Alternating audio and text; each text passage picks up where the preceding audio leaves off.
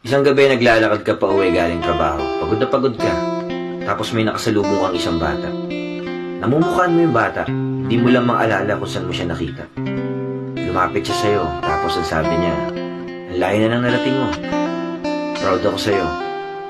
Pagod ka na, pero hindi ka sumusuko. Nagulat ka sa mga sinabi niya tapos bigla siyang tumakbo. Paglingon mo, wala na siya sa paningin mo. Bigla mong naalala kung sino yung bata na yun. Ikaw pala yon 20 years ago. Pinapaalala niya lang sa'yo na magpatuloy ka lang. Minsan hanap tayo ng hanap ng motivation at inspirasyon.